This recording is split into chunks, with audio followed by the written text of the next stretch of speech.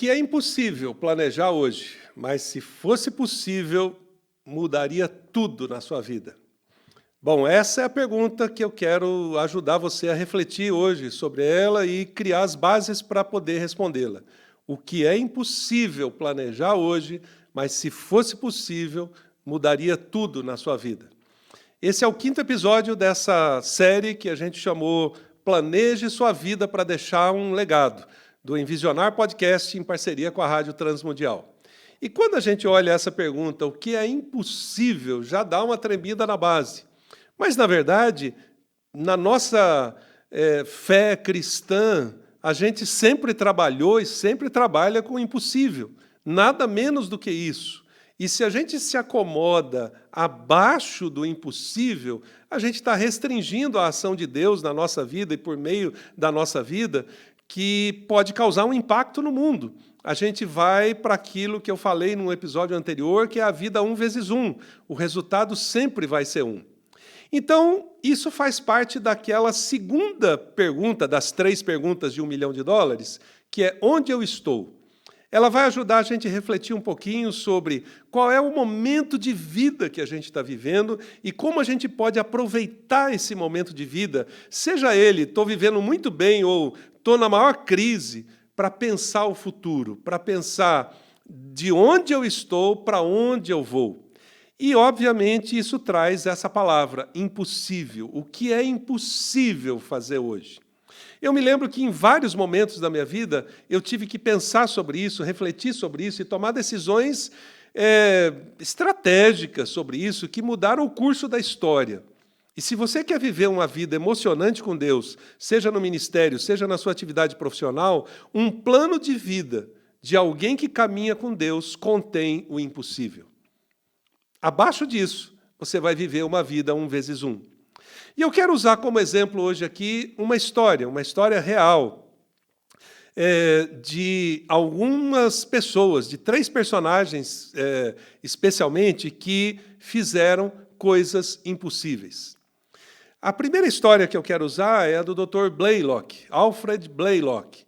Ele foi um médico que nasceu nos anos de 1910 e depois, na década de 30, ele já era um médico e ele, durante a Primeira Guerra Mundial, já ajudou a salvar alguns soldados, algumas pessoas. Depois ele se especializou ainda mais em cirurgias e, durante a Segunda Guerra Mundial, ele criou diversas cirurgias que não existiam, que ajudou a salvar a vida de milhares de pessoas.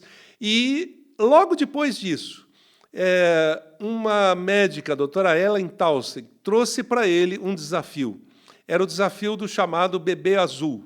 O bebê azul era um bebê que não tinha uma boa circulação sanguínea no coração, que afetava toda a circulação do cérebro e do corpo, e ele ia, obviamente, como um defunto, ficando meio azulado, e morria. E, naquela época, milhares de bebês azuis haviam morrido, e tinha um caso em especial que ela trouxe, dizendo assim, olha, se alguém não fizer alguma coisa, esse bebê também vai morrer, além de outros que virão pela frente.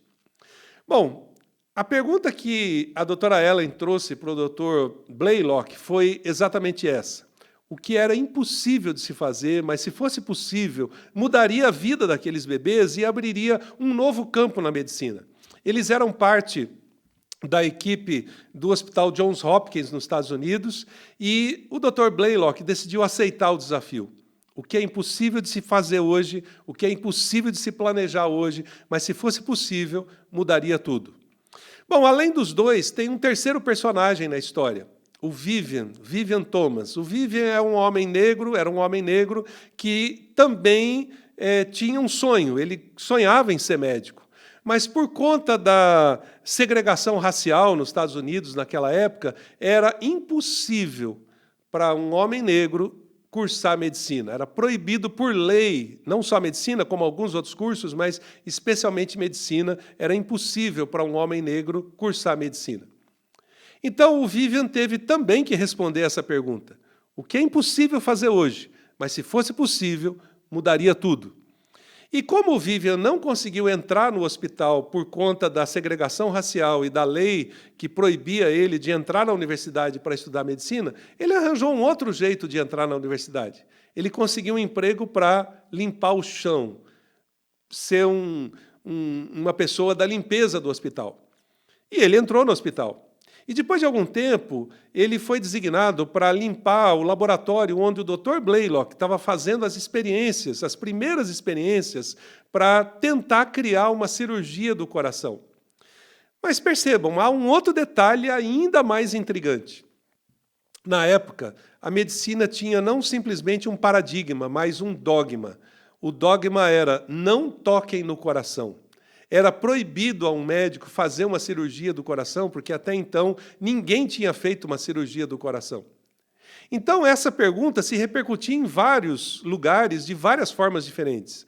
Para o Dr. Blaylock, o impossível era, além de criar uma cirurgia para mexer no coração, ainda quebrar um dogma da medicina. Para a doutora Ellen, o impossível era salvar os bebês azuis. E para o Vivian, o impossível era ser médico. Bom, o Vivian, depois de algum tempo limpando o laboratório, criou amizade com o Dr. Blaylock e pediu para ele para ficar além do horário, para poder estudar os livros de medicina, participar das experiências como um ouvinte, um aprendiz. E durante todos os anos em que o Dr. Blaylock se dedicou a fazer testes e experiências para tentar criar uma cirurgia que pudesse chegar no coração, o Vivian participou disso e se tornou tão médico quanto o Dr. Blaylock. Bom, depois de vários anos de pesquisa, eles fizeram cirurgias teste com cachorros, coração de cachorros, que era mais ou menos o mesmo formato do coração do bebê, e diversas outras coisas. Finalmente, um dia, talvez depois de 8 a 10 anos, eles chegaram ao momento em que eles disseram: vamos tentar fazer a primeira cirurgia do coração num desses bebês azuis. Vieram médicos do mundo inteiro para assistir essa primeira cirurgia. Houve vários paradigmas que tiveram que ser quebrados, inclusive o Vivian, que a essa altura já sabia tanto medicina quanto os médicos, participar da cirurgia. Ele era proibido de entrar na sala cirúrgica, um negro não podia entrar na sala cirúrgica. Além desse, diversos outros paradigmas foram quebrados e, finalmente, eles conseguiram fazer a cirurgia do coração. A cirurgia foi bem sucedida e abriu-se um novo campo para a medicina. Bom, se a gente lembra do texto de Mateus 19, onde Jesus diz: para o homem é impossível, mas para Deus todas as coisas são possíveis. Então, os planos da nossa vida precisam ser baseados nos planos impossíveis de Deus. Porque Deus sempre quer usar a gente para fazer coisas impossíveis. Deus usa um jovem de 17 anos e prepara ele durante 13 anos para ser governador do Egito e tira ele da prisão para o palácio para ser esse governador. Deus usa um Moisés simplesmente com uma vara na mão para enfrentar um exército do faraó e tirar 2,5 milhões de pessoas do Egito para ir para a terra prometida. Deus usa Esther para salvar uma nação. Deus usa Neemias para salvar uma nação. Deus usa 12 homens pescadores e indoutos para revolucionar o mundo. Deus é o Deus que usa pessoas para realizar coisas impossíveis, desde que esses planos impossíveis estejam na vida delas. Então, o que é impossível fazer hoje na sua vida, na minha vida, mas se fosse possível, mudaria o que você faz, mudaria o que eu faço. Que passo ousado, similar ao do médico, por exemplo, ou ao do Dr. Blaylock, seria possível dar na sua vida? Talvez, aos 15 ou 20 anos de idade, a gente não tenha muito essa perspectiva. Mas se a gente chegar aos 40 ou 50 sem entender que Deus quer fazer alguma coisa impossível por meio da nossa vida, os nossos planos de futuro para os próximos 20, 30 ou 40 anos vão ser sempre 1 vezes 1. Aquilo que eu sempre fiz. Eu não vou ter coragem para dar o próximo passo, para arriscar algo que mude a perspectiva não só da minha vida, mas da vida de muita gente. Perceba que isso é que vai te ajudar a definir no seu plano de vida qual é a sua missão. Eu sei que na igreja onde você atua, na empresa onde você trabalha, tem uma frase bonita lá escrita: nossa missão é... Pois é, mas qual é a sua missão? Lembra que lá no primeiro episódio eu falei do diretor da montadora, do superintendente da montadora que veio para o Brasil e ele queria saber quais eram os planos da vida das pessoas que iam usar todo aquele investimento e ele não podia confiar aquele dinheiro para a vida de pessoas que não sabiam o que fariam das suas vidas? Pois é, muito mais Jesus não teria como confiar planos impossíveis de Deus para a vida de alguém que não saiba qual é a sua missão. E, obviamente, a nossa missão está associada à missão de Deus. O Viktor Frankl, que foi um psicólogo, um psicanalista, que viveu durante a Segunda Guerra Mundial, inclusive preso nos campos de Auschwitz, e foi salvo desses campos de concentração, ele escreveu depois disso: ninguém inventa a sua missão, nós a detectamos. Ela está lá dentro, esperando para ser realizada. Percebam que isso faz muito mais sentido no nosso caso, porque a nossa missão de vida tem a ver com a missão de Deus. Então, eu me associo a Deus para executar a missão dele e aquilo acaba se incorporando e sendo a minha missão de vida para que eu possa gerar um impacto e um legado. O que é a nossa missão de vida, se você ainda não definiu uma? É a nossa razão de ser. Por isso eu disse também, num episódio anterior, que o nosso trabalho é aquilo que a gente faz, não o que a gente é. O que a gente é muito mais do que aquilo que a gente faz. E o que a gente é está baseado nessa razão de ser da nossa vida. É o nosso propósito de vida. Então, algumas perguntas que eu posso deixar com você para você pensar e poder escrever a sua missão de vida. Você não vai escrever ela em um dia ou uma semana. Talvez você demore semanas ou meses. Não há problema. Mas a questão é que, se você não tem clareza sobre qual é a sua missão de vida, dificilmente a sua vida vai poder deixar um legado. Então, por que alguém deveria seguir você? Se você vai fazer algo tão grande, tão significativo, por que alguém deveria seguir você? Essa é uma coisa que te ajuda a definir sua missão de vida.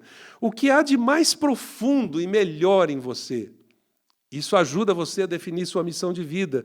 O que é que mais inspira você a existir? Quando você acorda todo dia de manhã, você diz: hoje eu vou fazer mais um pedacinho dessa grande missão que Deus me deu e que me colocou no meu coração. O que você poderia fazer por meio da sua vida que deixaria um legado? E perceba que a gente não está falando de meia dúzia de coisas. A gente está falando, no máximo, de uma coisa. Se você lembrar alguns nomes ao longo da história, você vai perceber que eles deixaram um legado por causa de uma coisa.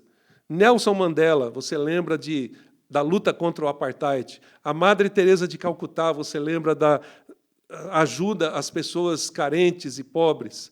Martin Luther King Jr., a luta contra a segregação racial. Billy Graham, alguém que compartilhou o evangelho com o mundo.